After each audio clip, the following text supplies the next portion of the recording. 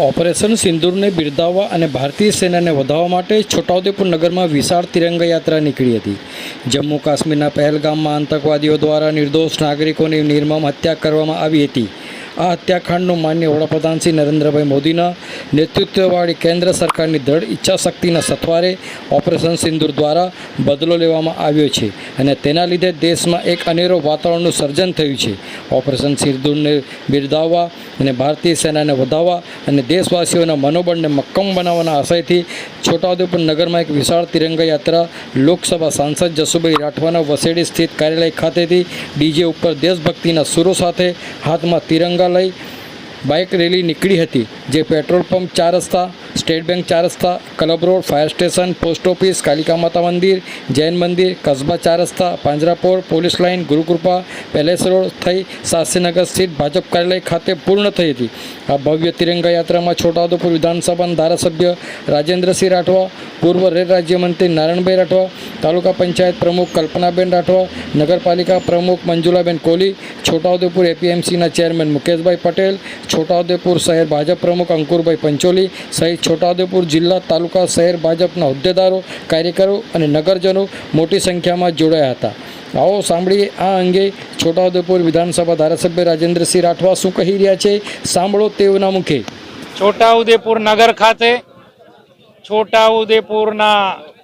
નાગરિકો દ્વારા ભારતીય સેનાને સલામી આપવા, બિરદાવવા અને દેશનો જોશ અને જુવાળ બની રહે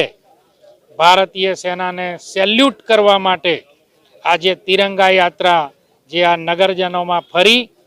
સંપૂર્ણ નગરની પરિક્રમા કરી અને આજે આ ગ્રાઉન્ડમાં જ્યારે આપણે સૌ ઉપસ્થિત છે ત્યારે જે આતંકવાદી ઘટના પહેલગામની ધરતી ઉપર થઈ અને 27 જેટલા ભાઈ બહેનોએ ને ત્યાં શહીદ થયા, એના કારણે દેશભરની અંદર ખૂબ આક્રોશ હતો અને એ આક્રોશનો જવાબ આપવા માટે ભારતીય સેનાઓ ઉપર અને ભારતની સરકાર, ખાસ કરીને આદરણીય નરેન્દ્રભાઈ મોદી સાહેબ પર ખૂબ પ્રેશર હતું કે આ પાકિસ્તાન દ્વારા ફેલાવેલા આતંકવાદની લીધે વારે ઘડીએ આતંકવાદી ઘટના બની અને નિર્દોષ નાગરિકોના જાન ગુમાવવા પડે છે। ત્યારે ભારતીય સેનાઓએ એર સ્ટ્રાઇક કરીને પાકિસ્તાનના જ્યાં આતંકી અડ્ડાઓ જ્યાં ધમધમે છે, જ્યાં ટ્રેનિંગ અપાય છે, એવા આતંકી અડ્ડાઓનો એર સ્ટ્રાઇકના માધ્યમથી જે નાશ કર્યો છે અને એનો વળતો જવાબ પાકિસ્તાને આપવાનો પ્રયત્ન કર્યો ડ્રોનના માધ્યમથી, LOC પર છમકલા કરીને, પરંતુ ભારતની ત્રણેય પ્રકારની જે સેના છે એ સેનાએ એનો જડબાતોડ જવાબ આપી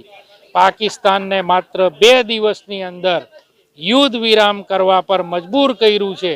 એ ભારતીય સેનાઓની તાકાત બતાવે છે અને એવી સેનાઓને અને ભારતની સેનાઓને આજે અમે છોટાઉદેપુરની ધરતી પર ખૂબ ખૂબ અભિનંદન કરીએ છીએ અને એમને સલામ કરીએ છીએ। એ જ સાથે